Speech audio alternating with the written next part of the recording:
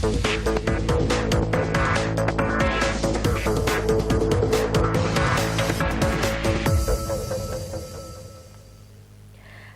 আপনারা দেখছেন high news. আমি শ্রীপর্ণা রয়েছে আপনাদের সঙ্গে। শুরু করছি আজকে স্পোর্টস টুডে। আর শুরুতেই দেখে নেব আজকের হেডলাইন্স।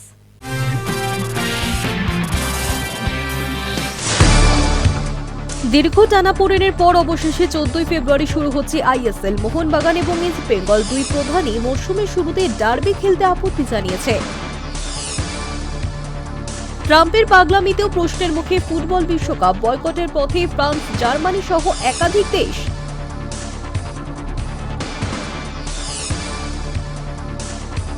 ক্ষুণ্ণ হল ক্রিশ্চিয়ানো রোনাল্ডোর মর্যাদা। রোনাল্ডোর মূর্তি পুড়িয়ে দিল যুবক। বিশ্ব ফুটবলে তুমুল আলোড়ন।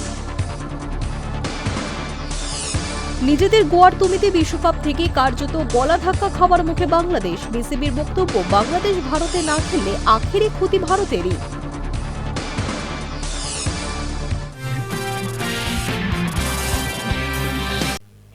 দীর্ঘ টানাপোড়েনের পর অবশেষে 14 ফেব্রুয়ারি শুরু হচ্ছে আইএসএল। ফেডারেশন চাইছিল এতদিনের বিরতির পর দেশের শীর্ষ লিগের শুরুতেই চমক দিতে, কিন্তু সেই আশায় জল।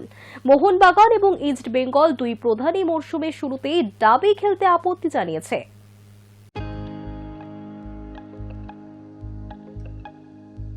দীর্ঘ টানাপোড়েনের পর অবশেষে 14 ফেব্রুয়ারি শুরু হচ্ছে আইএসএল। ফেডারেশন চাইছিল এতদিনের বিরতির পর দেশের শীর্ষ লিগের শুরুতেই চমক দিতে। সেই কারণেই এআইএফএফ কর্তারা চাইছিলেন লিগের শুরুটাই হোক কলকাতা ডার্বি দিয়ে, কিন্তু সেই আশায় জল। মোহনবাগান এবং ইস্টবেঙ্গল দুই প্রধানই মরশুমের শুরুতে ডার্বি খেলতে আপত্তি জানিয়েছে। ফলে ডার্বি পিছিয়ে যেতে পারে মে মাসের দিকে, অর্থাৎ লিগের বিজনেস এন্ডে। এবার প্রায় 5 মাস পর শুরু হতে চলেছে আইএসএল। দীর্ঘ টালবাহানায় ভারতীয় ফুটবলের জনপ্রিয়তা কিছুটা ধাক্কা খেয়েছে। এই পরিস্থিতিতে যদি ডার্বির উত্তেজনা দিয়ে লিগ শুরু করা যায়, তাহলে তা দেশের ফুটবল ভক্তদের মধ্যেও সাড়া ফেলবে। সেই হিসেবে কলকাতা ডার্বি দিয়ে আইএসএল শুরু করা যায় কিনা তা নিয়ে ভাবনা চিন্তা শুরু করেছিল ফেডারেশন। নিঃসন্দেহে ভারতীয় ফুটবলের সবচেয়ে জনপ্রিয় ম্যাচ ডার্বি। মোহনবাগান ইস্টবেঙ্গল মুখোমুখি হওয়া মানেই দর্শকদের মধ্যে উন্মাদনা তৈরি হয়। মাঠে দুই দলের সমর্থকরা ভিড়ও করবেন, টিভিতেও চোখ রাখবেন বহু মানুষজন। কিন্তু ফেডারেশনের সেই পরিকল্পনায় দুই প্রধানেরই আপত্তি। ইস্ট মোহন দুই শিবিরই চাইছে ডার্বির আগে লিগ কিছুটা এগুক, দল অনুশীলনের সুযোগ পাক, ফুটবলারদের মধ্যে বোঝাপড়াও বাড়ুক। যেহেতু দীর্ঘদিন ফুটবলাররা পেশাদার কোনো টুর্নামেন্ট খেলছেন না, তাই সোজা ডার্বিতে নেমে যাওয়া তাদের পক্ষে কঠিন। দুই প্রধানের এই নাছোড় যুক্তিতে ফেডারেশন পরিকল্পনা বদল করেছে বলেই খবর। সব ঠিক থাকলে ডার্বি হতে পারে মে মাসে, কারণ মাঝে আবার বাংলার বিধানসভা নির্বাচন আছে। সেই সময় ভোটের উত্তেজনা থাকবে। তাছাড়া নিরাপত্তাজনিত সমস্যাও তৈরি হতে পারে। তাই ভোট পর্ব মেটার পর মে মাসেই মহারণে নামতে পারে কলকাতার দুই প্রধান। এখনও সরকারিভাবে আইএসএল এর সূচি ঘোষিত হয়নি, তবে বুধবারের মধ্যে সেটা ঘোষিত হয়ে যাবে। মোহনবাগান ইস্টবেঙ্গলের তরফে যুব ভারতীকেই হোম ভেন্যু হিসেবে দেখিয়েছে। সেখানে মোহামেডান স্পোর্টিং দেখিয়েছে কিশোর ভারতী স্টেডিয়ামকে। গতবারও মোহামেডান কিশোর ভারতীকে হোম ভেন্যু হিসেবে দেখিয়েছিল। সিঙ্গল লেগে আইএসএল আয়োজনের জন্য ফেডারেশনকে অনুমতি দিয়েছে এএফসি। তবে লিগের অন্যতম শর্তগুলি রক্ষা না করতে পারায় এশীয় ফুটবল নিয়ামক সংস্থার শাস্তির মুখেও পড়তে হচ্ছে ভারতকে। চলতি মরশুম পর্যন্ত দেশের দুটি ক্লাব এসিএল 2-এ খেলার সুযোগ পেত। আইএসএল চ্যাম্পিয়নরা সরাসরি খেলত, সুপার কাপ জয়ীদের খেলতে হতো যোগ্যতা অর্জন পর্ব। তবে আগামী মরশুমে ভারতের দুই প্রতিনিধি ক্লাবকেই খেলতে হবে যোগ্যতা অর্জন রাউন্ডে। ইতিমধ্যে এই মরশুমের আইএসএল ব্রডকাস্টিং রাইটসের জন্য টেন্ডার প্রকাশ করেছে সর্বভারতীয় ফুটবল ফেডারেশন।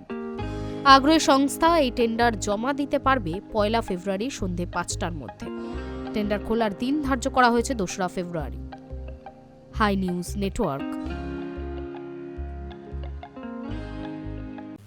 সন্তোষের চূড়ান্ত অব্যবস্থা। ম্যাচ জিতে কল্যাণকে তোপ সঞ্জয় সেনের।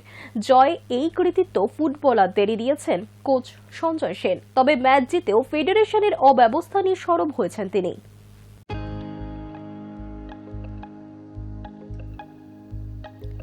নাগাল্যান্ডকে 4 গোলে হারিয়ে সন্তোষ ট্রফির যাত্রা শুরু হয়েছে বাংলার। রবি হাসদার, সায়ন বন্দ্যোপাধ্যায়দের দুরন্ত ফুটবল দেখা গিয়েছে প্রথম ম্যাচে। বঙ্গ ব্রিগেডের সামনে কোনো জবাব ছিল উত্তর পূর্বের দলের সামনে।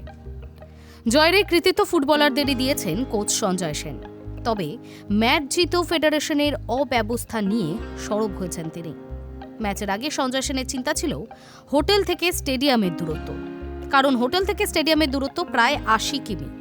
বাংলা দল যেখানে রয়েছে সেই জায়গার নাম মানকাটা, যা অসমের ডিব্রুগড় জেলায়। আর খেলতে যেতে হয়েছে লখিমপুর জেলার ঢেকুয়াখানায়। ম্যাচের আগেই দীর্ঘযাত্রা পেরিয়েও ক্লান্তিহীন ফুটবল উপহার দিয়ে অনবদ্য জয় পেয়েছে বঙ্গ ব্রিগেড। সঞ্জয় সেন বলছেন, পুরোটাই ছেলেদের কৃতিত্ব। একটা দুটো ভুলভ্রান্তি হলেও আমাদের ছেলেরা ৯০ মিনিট নিখুঁত খেলেছে। স্কোর লাইন ডাবল হতে পারত, তবে সব সময় তো আর গোল হয় না। ওদের অক্ষরে অক্ষরে যা বলা হয়েছে তা ওরা পালন করার চেষ্টা করেছে। এরপরেই তিনি গর্জে ওঠেন হোটেল থেকে স্টেডিয়ামের দূরত্ব নিয়ে। ২.৫ ঘন্টার পথ পেরিয়ে ম্যাচ খেলাটা চারটিখানি কথা নয়। যাতায়াত নিয়ে ৫ ঘন্টা পথ পেরিয়ে ৪৮ ঘন্টার ব্যবধানে আবার খেলতে হবে, এটা মুখের কথা নাকি? এভাবে ফুটবলটাকে কল্যাণ চৌবে শেষ করে দিচ্ছে, সাফ মন্তব্য সঞ্জয়ের। তিনি আরও বলেন, তুমি ধরো মেদিনীপুর থেকে দীঘা যাচ্ছ, এর মধ্যে ধান খেতে মাঠ বসিয়ে দিলে যেমন হয়, এটাও অনেকটা তেমনই। ওখানে কিচ্ছু নেই। পঞ্চায়েত এলাকায় মাঠ করা হয়েছে, ভালো কথা, কিন্তু মাঠের পাশাপাশি কোনো হোটেল নেই, সেই সুযোগও নেই। কিছু করার নেই, এই নিয়েই খেলতে হবে। তাছাড়া লোকাল বাসে আমাদের নিয়ে যাওয়া হয়েছে, সেখানে পা ছড়ানোর মতো পর্যাপ্ত জায়গা পর্যন্ত নেই। কি করব? এসব নিয়েই খেলে যেতে হবে, অজুহাত তো আর দেওয়া যায় না। উল্লেখ্য, বাংলার ৪ গোলে অবদান রেখেছেন রবি হাসদা, সায়ন বন্দ্যোপাধ্যায়, আকাশ ইমরম, আকিব নবাবরা। High News network.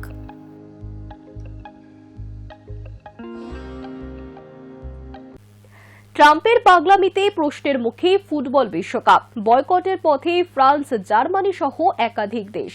আমেরিকা থেকে সরানো হোক বিশ্বকাপ, দাবি জানাতে পারে একাধিক দেশ। ট্রাম্পের একটা সিদ্ধান্তেই বিশ্বজুড়ে চিন্তায় ফুটবল প্রেমীরা।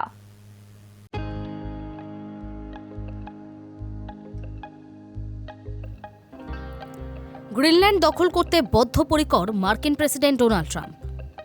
হুমকি এবং পাল্টা হুমকিতে ক্রমেই ঘনাচ্ছে যুদ্ধের মেঘ, যার জেরে এবার ঘোর অনিশ্চয়তার মুখে মার্কিন মুলুকে হতে চলা ফুটবল বিশ্বকাপ। গ্রিনল্যান্ড নিয়ে মার্কিন প্রেসিডেন্টের নয়া পাগলামিতে ক্ষুব্ধ ইউরোপের একাধিক দেশ। এমনকি ট্রাম্পের দেশে আসন্ন বিশ্বকাপে আদৌ ফ্রান্স, জার্মানির মতো দেশ দল পাঠাবে কিনা সেটাই প্রশ্নের মুখে। আমেরিকার নেতৃত্বাধীন সামরিক জোট ন্যাটোর অন্যতম সদস্য ডেনমার্ক। এই ডেনমার্কের নিয়ন্ত্রণেই রয়েছে গ্রিনল্যান্ড, আর গ্রিনল্যান্ডে রয়েছে মার্কিন সেনাঘাঁটি। শুধু তাই নয়, সেখানে মোতায়েন করেছে আমেরিকার সেনাও। এবার ট্রাম্প চান ডেনমার্ককে সরিয়ে পুরোপুরি গ্রিনল্যান্ডের নিয়ন্ত্রণ নিজের হাতে রাখতে। মার্কিন প্রেসিডেন্টের এই নতুন অবস্থানে ক্ষুব্ধ ইউরোপীয় ইউনিয়ন, যার প্রভাব সরাসরি পড়তে চলেছে বিশ্বকাপে। ফ্রান্স ইতিমধ্যেই দাবি করেছে আমেরিকা থেকে বিশ্বকাপ আয়োজনের সত্ত্ব ছিনিয়ে নেওয়া হোক। জার্মানির সুরও তেমনই। ফুটবল মহলে গুঞ্জন, শেষ মুহূর্ত পর্যন্ত যদি ট্রাম্প গ্রিনল্যান্ড অভিযান চালিয়ে যান, তাহলে বিশ্বকাপে ইউরোপের একাধিক দেশ দল না পাঠাতে পারে। সেই তালিকায় রয়েছে ফ্রান্স, জার্মানিও। শোনা যাচ্ছে ফ্রান্স এখন বিশ্বকাপ বয়কটের পক্ষে নয়, তারা চায় বিশ্বকাপ থেকে আমেরিকাকেই সরিয়ে দেওয়া হোক। সেই দাবি ফিফার কাছে দরবারও করতে পারে। জার্মানির ক্ষেত্রে বিষয়টা আরও গুরুতর। সরকার এখনও বয়কট নিয়ে কোনো অবস্থান নেননি, তারা বল ঠেলছে ফুটবল সংস্থার কোর্টে। বিশ্বকাপ খেলতে জার্মান দল আমেরিকা যাবে কিনা সেটা নিয়ে সিদ্ধান্ত নেবে সেই দেশের ফুটবল সংস্থা। অবশ্য পরে পরিস্থিতি আরও জটিল হতে পারে। শোনা যাচ্ছে ইউরোপের আরও একাধিক দেশ আমেরিকায় যাওয়া নিয়ে ভাবনা চিন্তা শুরু করেছে। ফিফা ফুটবল বিশ্বকাপের গ্রুপ বিন্যাস এবং সূচি ঘোষণার মঞ্চ থেকেই তাকে পুরস্কৃত করেছে ফিফা। নোবেল শান্তি না পেলেও ফিফার দেওয়া শান্তি পুরস্কার পেয়েছেন মার্কিন প্রেসিডেন্ট ডোনাল্ড ট্রাম্প। অথচ সেই ট্রাম্পের একটা সিদ্ধান্তেই বিশ্বজুড়ে চিন্তায় ফুটবল প্রেমীরা। High News Network.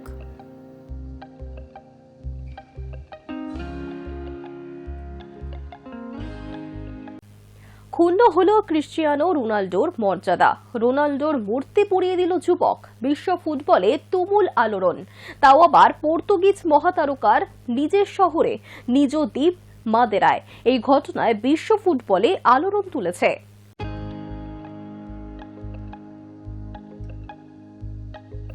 ক্ষুণ্ণ হলো ক্রিশ্চিয়ানো রোনাল্ডোর মর্যাদা, পুড়িয়ে ফেলা হলো তার মূর্তি, তাও আবার পর্তুগিজ মহাতারকার নিজ শহর, নিজ দ্বীপ মাদেইরায়। এই ঘটনা বিশ্ব ফুটবলে আলোড়ন তুলেছে। পুলিশ জানিয়েছে অভিযুক্তকে শনাক্ত করা গিয়েছে। মাদেইরা দ্বীপে CR7 মিউজিয়ামের সামনে রয়েছে ব্রোঞ্জের তৈরি রোনাল্ডোর এই ভাস্কর্য। নিজ দ্বীপের রাজধানী ফুনশালে স্থাপিত এই মূর্তিটি 2014 সালে সপরিবারে এসে উদ্বোধন করেছিলেন 5 বারের ব্যালন ডিয়ার জয়ী ফুটবলার। এই ভাস্কর্যেই আগুন ধরিয়ে সেই ঘটনার ভিডিও ইনস্টাগ্রামে পোস্ট করে ওই যুবক। ভিডিওতে দেখা গিয়েছে প্রথমে ওই যুবক মূর্তির গায়ে দাহ্য তরল ঢেলে লাইটার জেলে আগুন ধরিয়ে দেয়। এরপর কিছুটা দূরে গিয়ে উচ্চস্বরে র‍্যাপ বাজিয়ে অদ্ভুতভাবে নেচে বন্য সেলিব্রেশনে মেতে ওঠে। ওই যুবকের সোশ্যাল মিডিয়া ঘুরে দেখলে দেখা যাবে নিজেকে সে মানুষ, ফ্রিস্টাইলার ও স্থানীয় বাসিন্দা হিসেবে পরিচয় দিয়েছে। হাজার খানেক অনুসারীও রয়েছে তার। রোনাল্ডোর মূর্তি জ্বালিয়ে নেচে খুশি উদযাপনেই থেমে থাকেনি সে। ভিডিওর সঙ্গে এক রহস্যময় বার্তাও দিয়েছে। সেখানেই বলা হয় ঈশ্বরের শেষ সতর্ক বার্তা। ফুনশালের পাবলিক সিকিউরিটি পুলিশ সূত্রে এই কথা জানা গিয়েছে। মাদেইরা পুলিশ জানিয়েছে সন্দেহভাজন যুবককে শনাক্ত করা হলেও এখনও তাকে গ্রেপ্তার করেনি। তারা আরও জানায় ওই ব্যক্তি কোনো অপরিচিত মুখ নয়, সে আগেও একই ধরনের ঘটনায় জড়িত ছিল। তবে মূর্তিটি ক্ষতিগ্রস্ত হয়েছে কিনা তা এখনও স্পষ্ট নয়।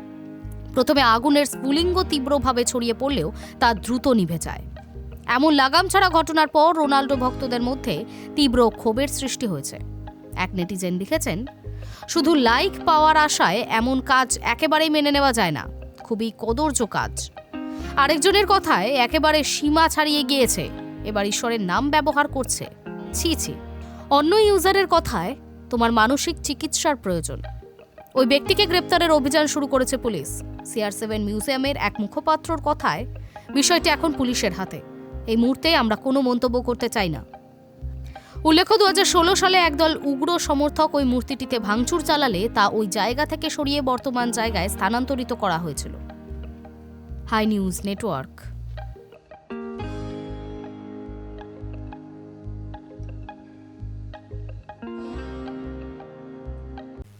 নিজেদের গোয়ার তুমিতে বিশ্বকাপ থেকে কার্যত গলা ধাক্কা খাওয়ার মুখে বাংলাদেশ। যদিও ভাঙলেই মচকাতে নারাজ বিসিবি। তাদের বক্তব্য, বাংলাদেশ ভারতে না খেললে আখেরে ক্ষতি ভারতেরই। বিরাট আর্থিক ক্ষতির মুখে পড়বে BCCI। জার্নি শুরু হওয়ার কথা ছিল ফেব্রুয়ারির 7 তারিখ, কিন্তু তার আগেই কার্যত হিসেব উল্টে দিল বাংলাদেশ। ভারতের মাটিতে T20 বিশ্বকাপে খেলতে রাজি নয় তারা। একাধিক দফা আবেদন, আলোচনা, দর কষাকষির পরেও আন্তর্জাতিক ক্রিকেট কাউন্সিলের কাছ থেকে কোনো ছাড় আদায় করতে না পেরে শেষ পর্যন্ত কঠোর সিদ্ধান্ত নিল বাংলাদেশ ক্রিকেট বোর্ড। বিশ্বকাপ খেলতে চায় বাংলাদেশ, কিন্তু ভারতে নয়। এই অবস্থানেই অনড় ঢাকা। বৃহস্পতিবার আনুষ্ঠানিকভাবে জানানো হয় বাংলাদেশ দল ভারতে পা রাখবে না। যুব ও ক্রীড়া উপদেষ্টা আসিফ নজরুলের সঙ্গে জাতীয় দলের ক্রিকেটারদের বৈঠকের পরই এই সিদ্ধান্তে শিলমোহর পড়ে। ভাঙলেও মচকাতে নারাজ বিসিবি। তাদের বক্তব্য, বাংলাদেশ ভারতে না খেললে আখেরে ক্ষতি ভারতেরই। বিরাট আর্থিক ক্ষতির মুখে পড়বে BCCI। সত্যি কি তাই? এ নিয়ে প্রশ্ন করা হয়েছিল BCCI সভাপতি মিঠুন মানহাসকে, কিন্তু তিনি প্রশ্নের কোনো উত্তর দিলেন না। শুধু এই প্রশ্নেরই নয়, বাংলাদেশ সংক্রান্ত সব প্রশ্নেই মুখে কুলুপ ভারতীয় বোর্ড প্রেসিডেন্টের। এমনিতে বিশ্বকাপে খেলতে না আসার সিদ্ধান্ত বাংলাদেশের জন্য আত্মঘাতী হতে পারে। এই সিদ্ধান্ত পেশাদারিত্ব নিয়ে বড়সড় প্রশ্নের মুখে দাঁড় করাবে তাদের। যদিও এই সারসত্য হয়তো বুঝতে পারছেন না ওপার বাংলার ক্রিকেট কর্তারা। বাংলাদেশের যুব ও ক্রীড়া উপদেষ্টা আসিফ নজরুল এবং বিসিবির সভাপতি আমিনুল ইসলাম বুলবুল বৃহস্পতিবার বাংলাদেশের সিদ্ধান্ত ঘোষণা করেই দাবি করেছেন, এই সিদ্ধান্তে ক্ষতি ভারত ও ICCর। এক্ষেত্রে তাদের নতুন তাস 20 কোটি দর্শক। T20 বিশ্বকাপ থেকে সরে দাঁড়ানোর সিদ্ধান্ত শুধু মাঠের বাইরের কূটনৈতিক বার্তা নয়, বাংলাদেশ ক্রিকেটে তা আনতে পারে ভয়াবহ আর্থিক ধাক্কাও। ভারতে আসতে না চাওয়ায় আসন্ন টুর্নামেন্ট থেকে কার্যত ছিটকে যাওয়ার পথে মুস্তাফিজুর রহমানরা, আর তাতেই প্রায় 240 কোটি টাকা লোকসানের আশঙ্কা তৈরি হয়েছে। Hi News network.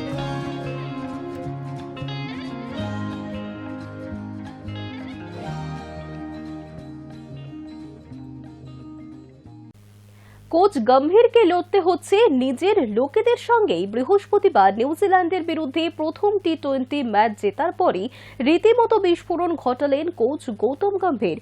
গভীর রাতে একটি টুইটে গম্ভীর ইঙ্গিত করেছেন কোচ হিসেবে তার অসীম ক্ষমতা রয়েছে বলে সে দাবি করা হচ্ছে, আর সেই দাবি ভ্রান্ত।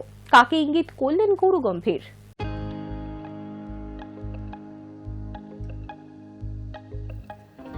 ভারতীয় ক্রিকেটে কি গৃহযুদ্ধ চলছে? কোচ গম্ভীরকে লড়তে হচ্ছে নিজের লোকেদের সঙ্গেই। বৃহস্পতিবার নিউজিল্যান্ডের বিরুদ্ধে প্রথম টি-20 ম্যাচ জেতার পরই রীতিমতো বিস্ফোরণ ঘটালেন কোচ গৌতম গম্ভীর। গভীর রাতে এক টুইটে গুরু গম্ভীর ইঙ্গিত করলেন কোচ হিসেবে তার অসীম ক্ষমতা রয়েছে বলে যে দাবি করা হচ্ছে সেই দাবি ভ্রান্ত। এখন তাকে নিজেদের লোকেদের বিরুদ্ধে লড়তে দেওয়া হচ্ছে। আসলে কোচ গম্ভীরকে নিয়ে এক্স হ্যান্ডেলে একটি পোস্ট করেছিলেন কংগ্রেস সাংসদ শশী থারুর। সেখানে গম্ভীরের দৃঢ় চেতা মানসিকতার প্রশংসা করেন তিনি। থারুর বলেন, নাগপুরে আমার পুরনো বন্ধু গৌতম গম্ভীরের সঙ্গে বেশ খানিকটা কথা হলো। এই লোকটাকে প্রধানমন্ত্রী নরেন্দ্র মোদীর পর দেশের সবচেয়ে কঠিন চাকরিটা করতে হচ্ছে। প্রতি মুহূর্তে লক্ষ লক্ষ মানুষ ওকে কটাক্ষ করছে, কিন্তু নীরবে শান্তভাবে একাগ্রতার সঙ্গে কাজটা করে যাচ্ছে। ওর নেতৃত্ব এবং একাগ্রতার জন্য প্রশংসা প্রাপ্য। বুধবার রাতের দিকে থারুরের সেই পোস্টটি শেয়ার করে গম্ভীর বলেন, অনেক ধন্যবাদ থারুরকে। সব বিতর্ক শেষ হওয়ার পর কোচের অসীম ক্ষমতা নিয়ে যুক্তি ও সত্যিটা প্রকাশ্যে আসবে। ততদিন আমাকে যেভাবে নিজেদের লোকেদের বিরুদ্ধে লড়তে দেওয়া হচ্ছে, যারা কিনা নিজেদের জায়গার সেরা, সেটাই আমি উপভোগ করছি। গম্ভীরের কথাতেই ইঙ্গিত, যেভাবে দলের মহারথীদের বিরুদ্ধে তার লড়াই চলছে বলে সোশ্যাল মিডিয়া প্রচার করা হয়, সংবাদ মাধ্যমে লেখালেখি হয় বা ধারণা তৈরি করা হয়, সেটা আসলে সত্যি নয়। যেভাবে ভারতীয় ক্রিকেটে গৃহযুদ্ধ চলছে বলে প্রচার করা হয়, সেসব তাকে কষ্ট দেয়। উল্লেখ্য, কোচ হিসেবে গম্ভীর এই মুহূর্তে অগ্নি পরীক্ষার সম্মুখীন। টেস্টে তার রেকর্ড রীতিমতো শোচনীয়। ওয়ানডেতেও অথৈবচ। একমাত্র টি-20 ক্রিকেটে তার দল ভালো খেলছে। সামনে সেই ফরম্যাটেরই বিশ্বকাপ। তার আগে নিজের অবস্থান নিয়ে খানিক আক্ষেপের কথাই শোনা গেল কোচ গৌতম গম্ভীরের মুখে। Hi News network.